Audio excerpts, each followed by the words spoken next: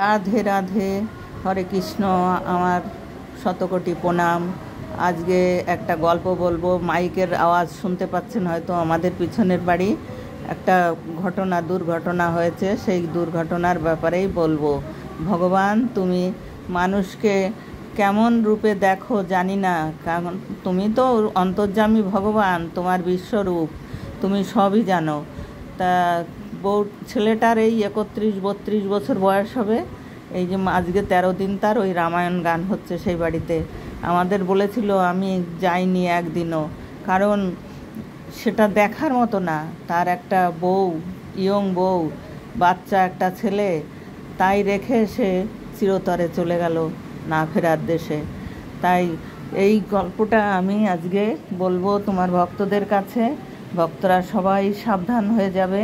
তাই আর আমার ভিডিওটা দেখার জন্যে গোপুকথা চ্যানেলে আর দেখে একটা লাইক, একটা সাবস্ক্রাইব করে দেবে। সাবস্ক্রাইব করা থাকলে লাগবে না, আর না নতুন হলে করে দেবেন, আর লাইক করে দেবেন একটু, আর পুরো ভিডিওটা দেখার অনুরোধ রইল। এবার আমি শুরু করছি গল্প। আমার ছোট ছেলের থেকে একটু ছোট হবে বয়সে ছেলেটা। তাই ছেলেটা বিয়ে করেছে, একটা ছেলেও হয়েছে। যাই হোক, মা বাবার সঙ্গে 2 বছর আগে অশান্তি হয়েছিল। অশান্তি করে মা বলেছিল যে তুই দূর হ বাড়ির থেকে, দূর হয়ে যা, এই কথা বলেছিল। সে রাগ করে বাড়ির থেকে চলে যায়, বউ নিয়ে যায়। বাচ্চাটা, ছেলেটাও ঠাকুমার ভক্ত, তাই ঠাকুমার কাছে থাকে। বউ কিছুদিন পরে শাশুড়ির কাছে আবার ফিরে আসে, আর ছেলেটা ওর কাকাদের কাছে উড়িষ্যায় থেকে যায়। তা ওখানে থেকে কাজকর্ম করছিল। হঠাৎ করে কাজের থেকে ফেরার পথে লরিতে অ্যাক্সিডেন্ট হয়ে ছেলেটা মারা গেছে। আজ 13 দিন। মানে কি বলবো, মানে এরকম মর্মান্তিক দুর্ঘটনা হয় না কারোর। এইটুকু বয়সে দুই ভাই, এই ছেলেটা বড়, আর একটা আছে ছোট, সে এখনও বিয়ে করেনি। তাই মা বাবার মুখের দিকে তাকানো যাচ্ছে না, যে কি অবস্থা। মা যে 10 মাস 10 দিন পেটে ধরে তাকে সেই একটু একটু করে এত বড় করেছে, আর এখন সেই মা বাবার সামনের থেকে যদি চলে যায়, কেমন আঘাত। কিন্তু মা যে বলেছিল দূর হ, মানে এই কথাটাও তার খেনে লেগে গেছে। এই জন্যে মার মুখ দিয়ে কোনো সময় এসব মানে অশুভ ভাষা কোনো সময় বের করতে নেই। যতই কষ্ট হোক, কষ্ট তো মানে কতই কষ্ট করে মানুষ করা হয়েছে, তাহলে এখন আর কত কষ্ট দেয়। একটুখানি কষ্ট হলেই কি এসব বলতে হবে? এসব বলতে নেই। এসব মানে কত কথা। মানুষ যখন একটা বুড়ি বা বড়দের যখন নমস্কার করে, তারা একটা আশীর্বাদ দেয়। সেই আশীর্বাদ যখন মানে ভালো হয়, তাহলে এই যে অভিশাপটাও তো কাজে মানে খেটে যায় কার্যক্রমে। তাই এসব কথা কখনোই ছেলে মেয়েকে বলতে নাই। মার মুখের কথা তো আরও বেশি করে লাগে। তাই এই যে কথাটা 2 বছর পরে সে আর মার মুখ দেখেনি। এই তো আসলো, তাকে মরা নিয়ে এসছে বাড়ি, সে মাতে মরা মুখটা দেখলো। কিন্তু এই যে মা, তুই কেন বললি এই কথাটা? সন্তান তো কত কিছুই করে। তার মানে এই বলা না যে দূর হ তো দূর হয়েই গেল ছেলে, আর তো পাবি না।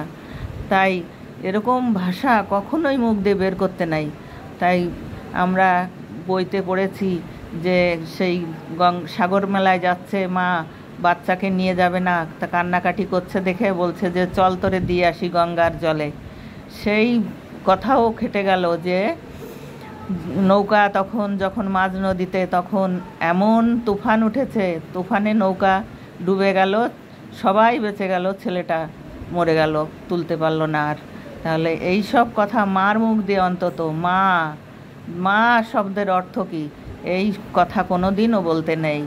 আমার তো মানে শুনলেই গায়ের কাটা শিউরে ওঠে যে এ কথা ও বলল কি করে ছেলেকে।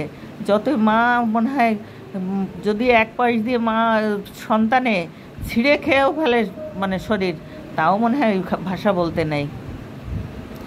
আর এরকম ভাষা বলল, আর সেই ভাষাটা খেনে পড়ে খেটে গেল। এখন বউটার কি অবস্থা হবে? আর বাচ্চাটা তো সারা জীবনের জন্যে বাবা হারা হয়ে গেল, আর বউটাও স্বামী হারা হয়ে গেল। বউটা হয়তো ইয়ং বউ, তার মা বাবা নিয়ে যাবে, শুনলাম নিয়ে যাবে, নিয়ে গেলে তারা আবার বিয়ে দেবেই করবে, কিন্তু ওই বাচ্চাটা আর মা, সে তো সন্তান হারা হলো, সে সন্তানটা বাবা হারা হলো। এই যে মানে বাবা হারা হওয়া সন্তান, এ তো আর কোনো দিন বাবা পাবে না, এ সারা জীবন অনাথ হয়ে গেল। অনাথ নাম হয়ে গেল তার। অনাথ মানে তার যার বাবা মা থাকে না, সে অনাথ হয়, সেই অনাথ হয়ে গেল। তাই রামায়ণ গান দিয়ে এই যে তাকে তার আত্মার শান্তির জন্য সবাইকে ডেকেছে, সবাই এসছে, কিন্তু আমাকেও ডেকেছিল, আমাদেরও। আমি যাইনি, আমি বলছি না, ওসব আমি দেখতে পারবো না। আমি দূরের থেকে তাকে তার আত্মার শান্তির কামনা করি, সে যেখানেই থাকুক, সে ভগবান তার আত্মার শান্তি দিক, আমি সেটাই কামনা করি। কিন্তু আমি ওই সব তোমাদের ওই দেখা খাওয়া এগুলো আমি মানে আমাকে ক্ষমা করো, আমি এসবের কাছে আমি যাব না। তারপরে বলছি ঠিক আছে, তা আর আমি যাইও নি। কারণ এটা দেখার না যে সন্তানের বাবা মা মরে যাবে, সন্তান কাঁধে করে নিয়ে যাবে তাকে, আর যদি সেই বাবা নিয়ে যায় সন্তানকে, এটা কি মানে সব থেকে পাপের কাজ, আর সব থেকে মানে কি বলবো, ভাষায় খুঁজে পাওয়া যায় না। সেই কি দেখা যায় যে এটা দেখতে কে যাবে? আমার মন চাইলো না, আমি যাইও নি এখনও। আমাদের পিছনেই বাড়ি, মানে 10 হাত দূরের বাড়ি, আমি যাইনি। কারণ আমি সহ্য করতে পারবো না এগুলো। আমার মানে কি বলবো, আমার এগুলো মোটেও, আমি এইসব যারা মা বাবা সন্তানদের একটুখানি হলেই যারা মানে গালাগালি করে, আমি তাদের পছন্দ করি না। কারণ সন্তান যার আছে সেই তো মানে দুঃখ পাবে, কিন্তু সেই দুঃখটা তার সহ্য করতে হবে। তার যে অমনি কথায় কথায় দিলাম, আর যখন সন্তান যদি না হতো তখন কত ঠাকুর বাড়ি কত কিছু করে বেড়াতো যে আমার সন্তান হয় না, ঠাকুর আমাকে একটা সন্তান দাও। তাহলে সন্তান যখন দিয়েছে সেই সন্তানটাকে যত্ন করে রাখো। সেই সন্তানে ব্যথা দিতে পারে, কিন্তু তোমার তো উচিত না, তুমি তো বড়, তাহলে তুমি কেন এই কথাটা বললে? আর সেই কথাটাই খানে পড়ে গেল।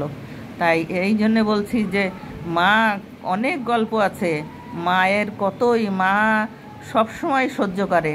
সহ্য করার জন্যেই তো মা। মা শব্দের অর্থ কী? মা সহ্য করার জন্যেই।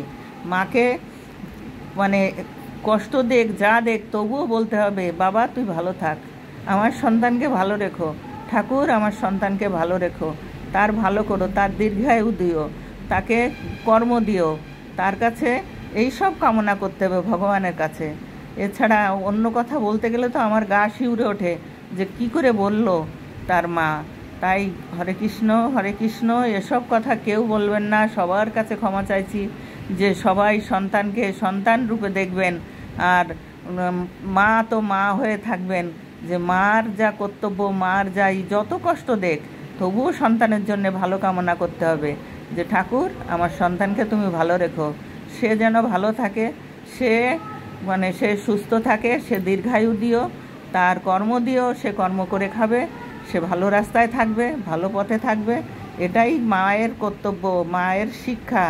আর সেই শিক্ষা না দিয়ে যদি সন্তানের সঙ্গে দিনভর ঝগড়া করলাম, আমি করলাম, একটুখানি বিয়ে দিয়েছি তো বউর কথা শুনিস, এইসব আজে বাজে নিয়ে একটু সহ্য শক্তি করতে হবে। সেই সহ্যই যদি না থাকে তখন তাহলে কি অবস্থা হয় সংসারে অশান্তি আর অশান্তি। তাই হরে কৃষ্ণ, তুমি সবাইকে বুদ্ধি দিও এরকম যেন হয় না। আবার নমস্কার, আমার ভিডিওটা দেখো।